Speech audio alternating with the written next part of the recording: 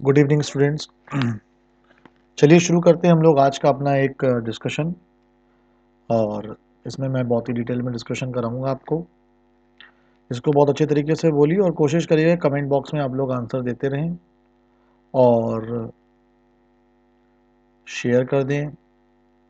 कोशिश करें कि अगर मन चाहे तो सब्सक्राइब भी कर लें, दिल चाहे तो शेयर कर दें, कुछ दिल चाहे तो कुछ ना करें, बस समझ लें, पढ़ लें अच्छे से। ठीक है, देखिए पहला एक क्वेश्चन आ रहा है हम लोग के सामने। You must either be regular with your studies and study for longer period before the examination।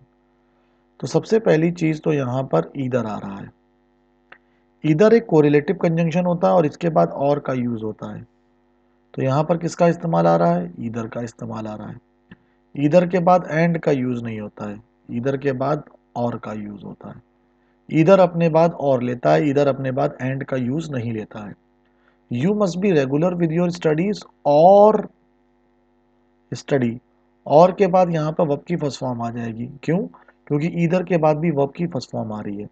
तो ईदर अपने बाद कभी भी एंड का यूज नहीं लेता है, ईदर अपने बाद हमेशा वर्ब की फर्स्ट फॉर्म का यूज लेता है। चलिए क्वेश्चन नंबर सेकंड की ओर बढ़ते हैं। जो न्यू टैक्सेशन रेट्स हैं अनाउंस किए गए हैं सरकार के द्वारा, are bound to effect the export sector. ठीक है, ये क्वेश्चन हम लोगों ने अच्छे से पढ़ा। अब इस क्वेश्चन को हम लोग समझ लेते हैं एक बार। एक होता है अफेक्ट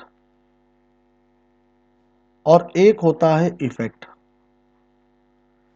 इफेक्ट जो होता है वो वर्ब की फर्स्ट फॉर्म होती है और जो इफेक्ट होता है ये नाउन होता है। ठीक है, तो जो ये टू दे रखा है, ये टू अपने बाद हमेशा वर्ब की फर्स्ट फॉर्म लेता है।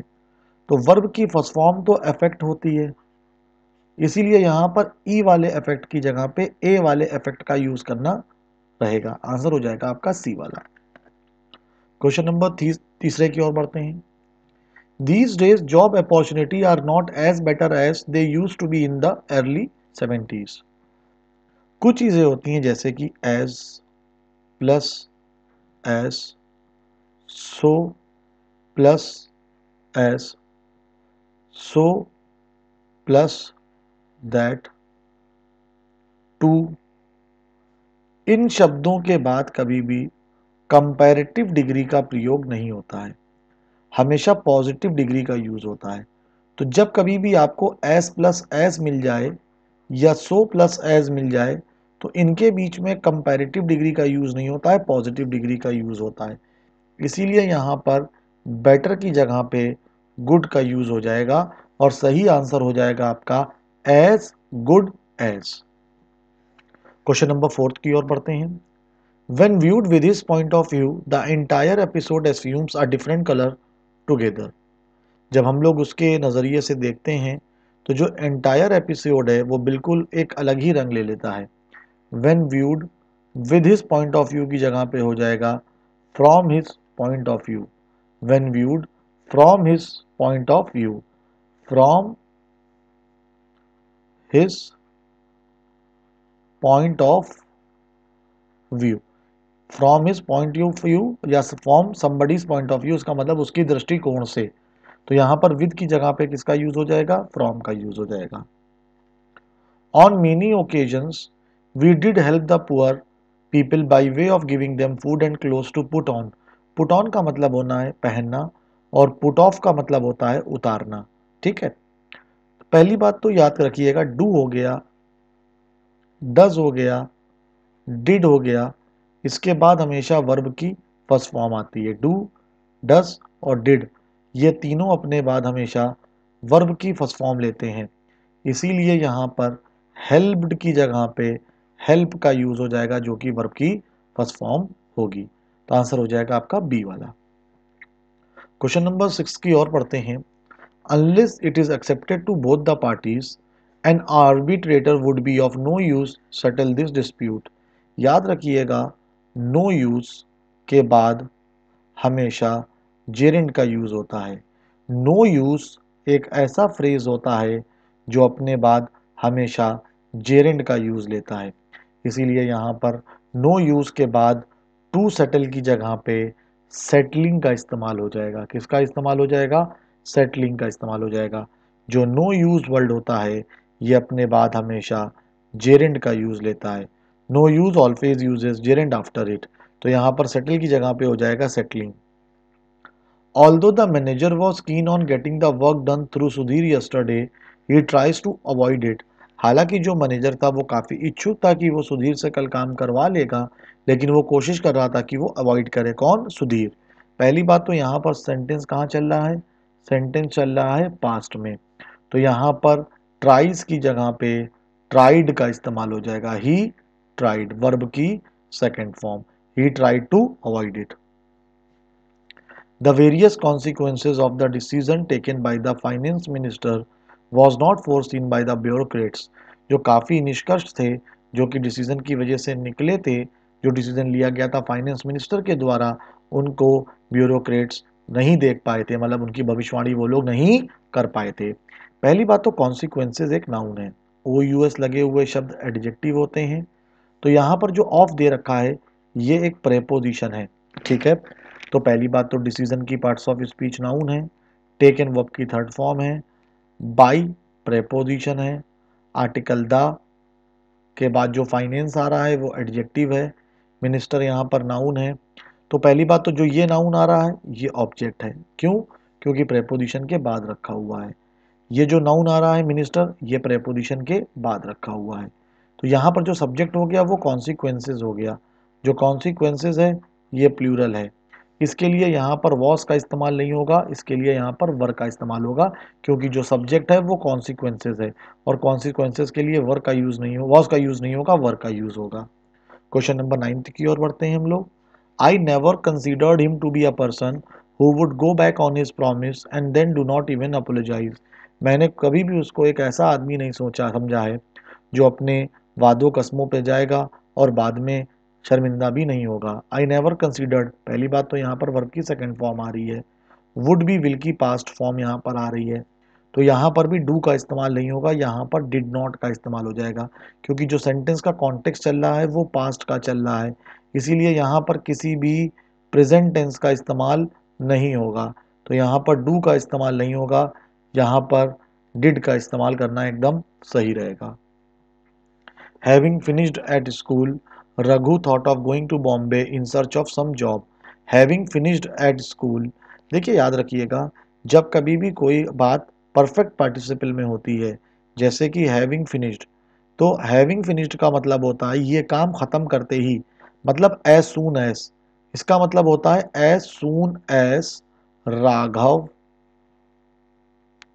फिनिश्ड, ठीक है। तो इसका मतलब है कि जैसे ही आज उसका ग्रेजुएशन खत्म हुआ है, तुरंत ही राघव ने कहा कि हम मुंबई जा रहे हैं। ये वाक्य सही नहीं बन सकता, क्योंकि स्कूल खत्म करने के बाद राघव ने सोचा था कि वो मुंबई जाएगा नौकरी के लिए। जब कभी भी जैसे ही का बोध आ जाए या बाद का बोध आ जाए तो आफ्टर का यूज करते हैं, तो यहाँ पर आफ्टर फिनिशिंग का इस्तेमाल करना एकदम सही होगा, क्योंकि स्कूल कंप्लीट करने के बाद उसने सोचा था कि वो बॉम्बे जाएगा जॉब के लिए। और हैविंग फिनिश्ड का मतलब होता है जॉब खत्म करते ही, तो तुरंत ही नहीं सोचा था उसने, जॉब खत्म करने के बाद ही सोचा था। जब कोई व्यक्ति जॉब कर लेता है, डिग्री आ जाती है, मार्कशीट आ जाती है, तो कुछ समय लगता है उसमें, तो एज सून एज मतलब एट रैंडम आप कहीं नहीं जा सकते हैं, ठीक है ना। इसीलिए यहाँ पर आफ्टर फिनिशिंग का इस्तेमाल करना एकदम सही है। More person than one has been involve in this quarrel, quarrel माने होता है विवाद। मोर देन वन पर्सन, कम से कम एक से अधिक लोग इन्वॉल्व हैं।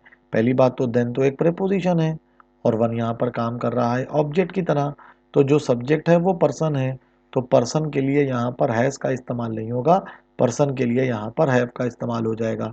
और मोर पर्सन्स क्योंकि प्लूरल है तो प्लूरल के लिए हैव का इस्तेमाल करना एकदम सही है। I met the two girls whom I believe are twins, मैं दो लड़कियों से मिला था जिनका मुझे मानना है कि वो जुड़वा बहनें हैं। आई हो गया सब्जेक्ट, मेट हो गया वर्ब, टू गर्ल्स हो गया ऑब्जेक्ट। मैं दो लड़कियों से मिला था, whom हो गया ऑब्जेक्ट, आई हो गया सब्जेक्ट, बिलीव हो गया वर्ब, ये इसका पेयर हो गया, ये इसका पेयर हो गया। एक वर्ब यहाँ पर एक्स्ट्रा आ रही है, तो एक्स्ट्रा वर्ब का जो सब्जेक्ट है वो कौन है? whom है। whom कभी भी सब्जेक्ट नहीं होता है, तो यहाँ पर who का इस्तेमाल करना सही होगा। तो जब कभी भी whom और who वाला सवाल आ जाए तो बस देख लीजिएगा कि कोई आगे वर्ब एक्स्ट्रा आ रही है। अगर आगे वर्ब एक्स्ट्रा आ रही है तो whom का इस्तेमाल ना करके हम लोग किसका इस्तेमाल करते हैं, who का इस्तेमाल करते हैं। Question number 13, he entered into his new house last Sunday।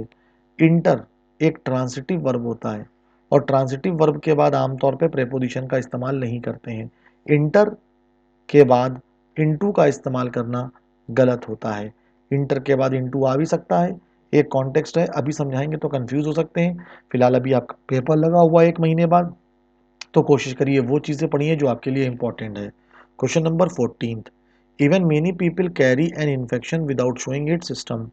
अब कई लोग जो होते हैं वो इन्फेक्शन को ले जाते हैं, ठीक है, एक इन्फेक्शन, इन्फेक्शन के लिए एन का इस्तेमाल नहीं होगा। कैरी इन्फेक्शन एक फ्रेज होता है, इसका मतलब होता है कि किसी प्रकार की बीमारी चलती लेके चलते हैं और उनको उसके सिम्टम्स का बिल्कुल एहसास भी नहीं होता है। They will be coming to attend farewell party. They will be coming to attend the farewell party. पहली बात तो यहाँ पर क्वेश्चन टैग का इस्तेमाल हुआ है। यहाँ पर किसका इस्तेमाल हुआ है, क्वेश्चन टैग का इस्तेमाल हुआ है।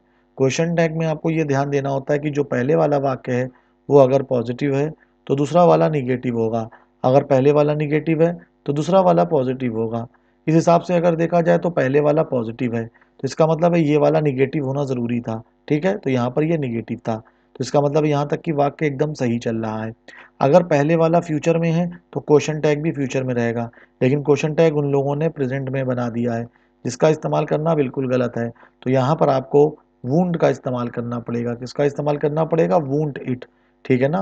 वूंड जो होती है वो विल नॉट की शॉर्ट फॉर्म होती है और क्वेश्चन टैग में हमेशा हम लोग शॉर्ट फॉर्म का इस्तेमाल करते हैं, इसीलिए विल नॉट का इस्तेमाल ना करके वूंड का इस्तेमाल करेंगे और सी ऑप्शन हो जाएगा आपका करेक्ट। क्वेश्चन नंबर 16 की ओर बढ़ते हैं। When shall we arrive to our destination. Arrive, arrive एक ऐसा वर्ड होता है जिसके बाद या तो एट का इस्तेमाल होता है या तो इन का इस्तेमाल होता है। अराइव एट और अराइव इन में अंतर ये होता है कि अगर किसी छोटी जगह जैसे कि बस अड्डा हो गया, शॉपिंग मॉल हो गया, रेलवे स्टेशन हो गया, तो एट का इस्तेमाल करते हैं, लेकिन अगर दिल्ली हो गया, बम्बई हो गया, इंडिया हो गया तो अराइव के बाद इन का इस्तेमाल करते हैं। इसीलिए यहाँ पर अराइव के बाद टू का इस्तेमाल नहीं होगा, यहाँ पर अराइव के बाद एट का इस्तेमाल करना बिल्कुल सही है। Based on the newspaper reports, we can conclude that many accidents caused by reckless driving।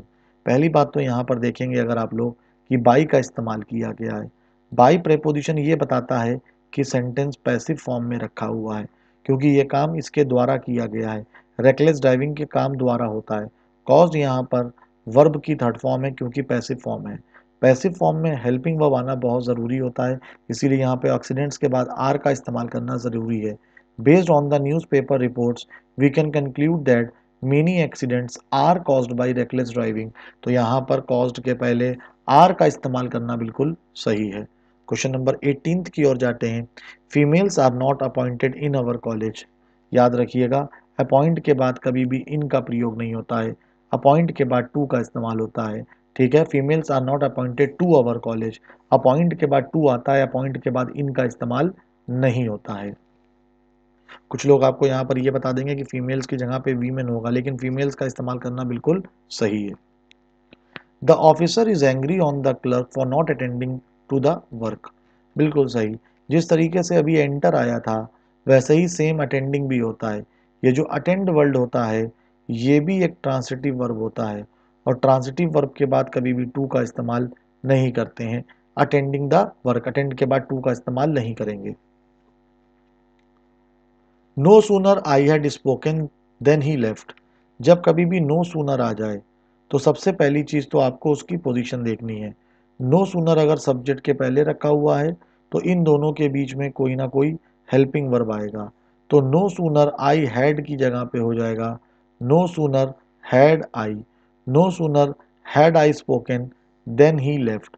तो नो सूनर के बाद हैड आई का इस्तेमाल होगा, जो हेल्पिंग वर्ब होगी वो सब्जेक्ट के पहले रहेगी, तो यहाँ पर हेल्पिंग वर्ब का इस्तेमाल करना एकदम सही है। क्वेश्चन नंबर 21 की ओर बढ़ते हैं। Computer education in universities and colleges today leaves much to be desired. जो कंप्यूटर एजुकेशन है यूनिवर्सिटीज में और कॉलेजेस में leaves much to be desired, इस सेंटेंस में कोई भी ग्रामेटिकल एरर नहीं है, ये सेंटेंस बिल्कुल ग्रामर फ्री है। क्वेश्चन नंबर 22 की ओर बढ़ते हैं। You will be persecuted from bringing seed. तो यहाँ पर हम लोग एक क्वेश्चन लगा लेते हैं जो परसिक्यूट वर्ड होता है इसका मतलब होता है किसी को सताना, किसी को सताना। सताना का मतलब होता है परेशान करना, किसी को प्रोवोक करना या किसी को परेशान करना या एंग्री करना या किसी पे अत्याचार करना। और एक होता है प्रोसिक्यूटेड। क्या होता है? प्रोसिक्यूटर। प्रोसिक्यूटर का मतलब होता है मुकदमा चलाना। तो यहाँ पर ये वाला प्रोसिक्यूटेड आ जाएगा।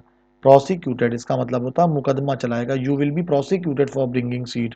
तो यहाँ पर मुकदमा चलाने की, इलीगल की बात हो रही है, इलीगलिटी की बात हो रही है, क्योंकि जब इलीगल वर्ब आ जाएगा तो उसके लिए आपको प्रोसिक्यूट वर्ड यूज करना पड़ेगा, ना कि परसिक्यूट। परसिक्यूट का मतलब होता है किसी के ऊपर अत्याचार करना। आमतौर पर ये निगेटिव सेंस में होता है। तो अगर आप कहीं पर भी ऑस्ट्रेलिया में या किसी भी देश में कोई इलीगल चीज लेकर के आते हैं तो आप पे मुकदमा चलाया जाता है, ना कि आप पे अत्याचार किया जाता है। ठीक है।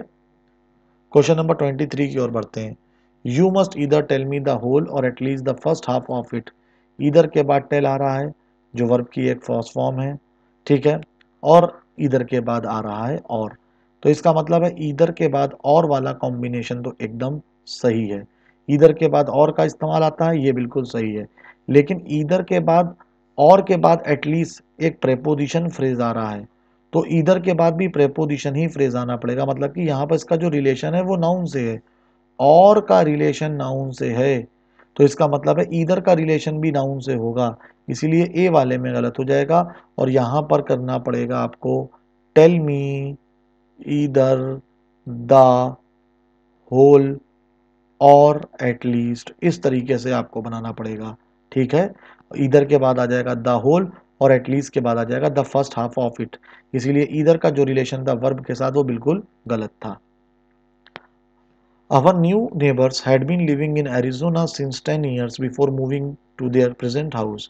जो हमारे नए पड़ोसी हैं वो एरिजोना में रह रहे थे पिछले 10 सालों से, before moving to their present house. Has been living for 10 years. ठीक है। यहाँ पर आप फॉर द पास्ट का भी यूज़ कर सकते हैं, for the past 10 years, for the past. क्योंकि जब कभी भी ड्यूरेशन आ जाए, क्या आ जाए? ड्यूरेशन आ जाए, तो ड्यूरेशन के लिए सिंस का यूज नहीं करते हैं, फॉर का यूज करते हैं। क्वेश्चन नंबर 25 की ओर बढ़ते हैं। The patient was accompanied with his friends. जो पेशेंट था वो अपने फ्रेंड्स के साथ आया था। तो साथ आया था, अकम्पनी, देखिए ध्यान रखिएगा, जो अकम्पनी शब्द होता है, जो अकम्पनी शब्द होता है ये हमेशा बाई के साथ ना आकर के ये हमेशा विद के साथ आता है। इसीलिए इस वाले पार्ट में नो रह जाएगा। और बहुत सारे लोग यहाँ पर विद की जगह पे बाई का इस्तेमाल कर देते हैं, लेकिन अकम्पनी के बाद विद का इस्तेमाल करना बिल्कुल सही होता है। बहुत बहुत शुक्रिया। अभी एक वीडियो मैं और लेकर के आऊँगा, इसको 4 पार्ट में वीडियो बनाऊँगा 25-25 करके, जो आपके लिए बहुत ही फ़ायदेमंद रहेगा। Thank you.